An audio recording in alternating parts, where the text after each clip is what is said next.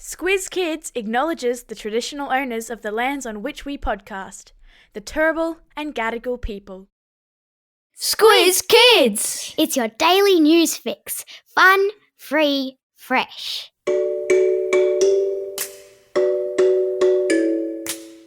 Hello and welcome to Squiz Kids Today, your fresh take on what's happening in the world around you. I'm Bryce Corbett. It's Wednesday, May 17. In Squiz Kids Today, moon wars in outer space. Mexican goalie wows the world. Sniffing out voice misinformation. And there's a bear up there. That's what's making news, kid style. The lowdown. You've heard of Star Wars, right? Now, get ready for Moon Wars, as our solar system's two largest planets muscle up and take each other on for the title of who has the most moons. I'm talking about Saturn and Jupiter, the two biggest planets in our solar system. And I'm talking about the fact that for months now they've been duking it out to see which planet has more moons orbiting it.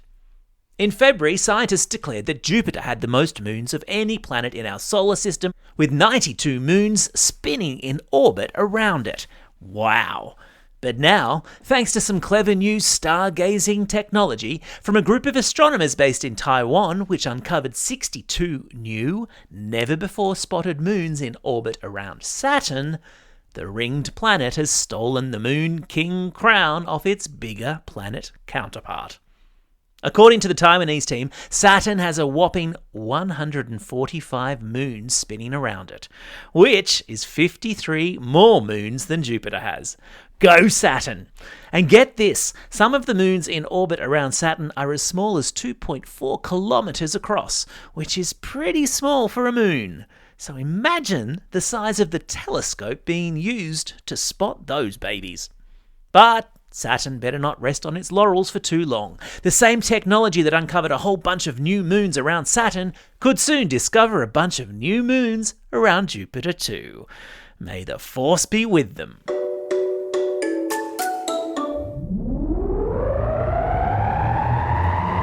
Spin the globe.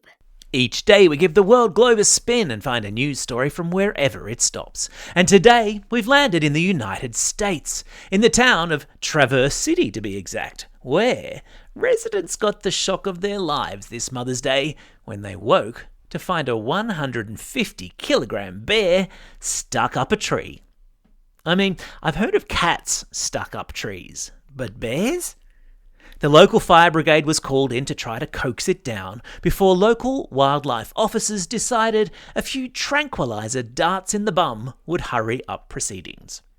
A tranquilizer dart is a way to make an animal temporarily drift off to sleep, which is what happened, causing the bear to fall down out of the tree and onto a pile of mattresses that local residents had dragged out of their home to break the bear's fall.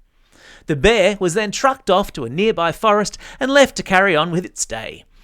Imagine waking up in the middle of a forest and not remembering how you got down out of a tree. Sport time! This one's for all the goalies out there. All of you kids who spend your weekends in goal or play for the school team and have put your hand up to do what I reckon is the hardest job on the football paddock. Well, there was a delicious moment of what we'll call goalie's revenge at the weekend in Mexico when, during a high-stakes semi-final match, a goalie punted the ball from one end of the field to the other to score a goal that sent them into the grand final. I've stuck a link to video of it in today's episode notes because it has to be seen to be believed. In the dying minutes of the game, the team Celaya sent all of its players up into the opposing team Atletico's goal box during a corner attempt, in the hope that they would score. But when Atletico's goalie saved the goal and noticed that Celaya's goals down the other end of the field were wide open, he punted the ball and watched on in amazement as it bounced once, then twice, then hit the back of the net. And the crowd went wild.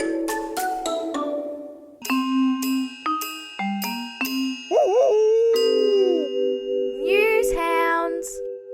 Every Wednesday, Squizzy the Newshound sticks his snout into Squiz Kids HQ to report back on fishy things he's sniffed out on the internet. And today, his nose is twitching, having come across a whole bunch of misinformation on social media around the upcoming Voice to Parliament referendum. You've probably heard around the traps how there'll be a big vote at the end of this year around something called the Indigenous Voice to Parliament. It's essentially a vote that all Australians over the age of 18 will take part in to decide whether Indigenous Australians should be recognised in our Constitution. And what Squizzy has found is what often happens around the time of elections and votes like this one. And that is all sorts of untrue information being spread on social media. In this instance, it's a Facebook post making untrue claims about how an Indigenous voice to Parliament would mean public beaches would be out of bounds for non-Indigenous Australians, university would be free for Indigenous Australians, and landowners would have to pay rent to local Aboriginal people. None of which are true. Sadly, as we get closer to the vote, there'll be more and more of this sort of misinformation swirling about on social media. Because on social media, pretty much anyone can say pretty much anything they like without it having to be true. It's another excellent reason to always do as Squizzy the Newshound says, and stop, think, and check whenever you come across any piece of information online. And if you're not one of the more than 1,000 classrooms who have signed up to do a Newshounds, our free media literacy course for primary school kids, then head to squizkids.com.au right now and get involved. Because Squiz Kids are too smart to be fooled by fake news.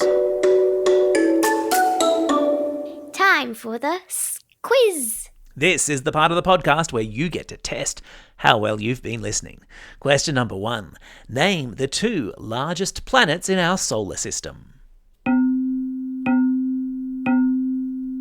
Yeah, that's right, it's Saturn and Jupiter. Question number 2. In which country did a goalie score a field-length goal on the weekend? Yeah, well done if you said Mexico. Question number 3. What sort of animal was stuck up a tree in Traverse City in the United States? Yeah, of course, there was a bear up there.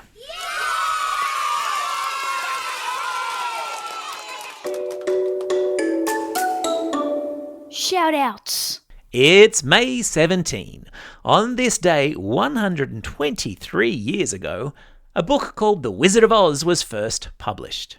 And on this day, 14 years ago, an online game called Minecraft was first released. Happy birthday to both of them. It's also a special day for these Squiz Kids celebrating a birthday today.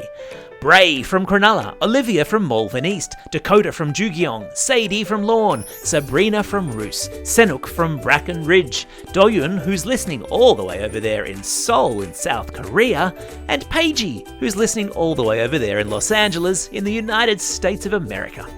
And belated birthday shoutouts go to Tiago from Watsonia and Sophia from Port Macquarie. And now for some classroom shoutouts. Class 5-6N and Mr. Newman at Panania Public School get a shout out today, as do Class 6L and Mr. Love at Oxford Falls Grammar in Sydney, Class 5RB and Ms. Baker at Everton Park State School, Class HB4 and Mrs. McLean at Woongarra Public School, Mrs. Gandaputra's class at Chatswood Public School, and finally to Class 5W and Mr. Walker at Waitara Public School. Don't forget, if you've got a birthday coming up and you want a shout out, or if you're after a classroom shout out, drop us a line at squizkids@thesquiz.com.au or fill out the form on our website. Well, that's all we have time for. Thanks for listening to Squiz Kids today. We'll be back again tomorrow. In the meantime, get out there and have a most excellent day. Over and out.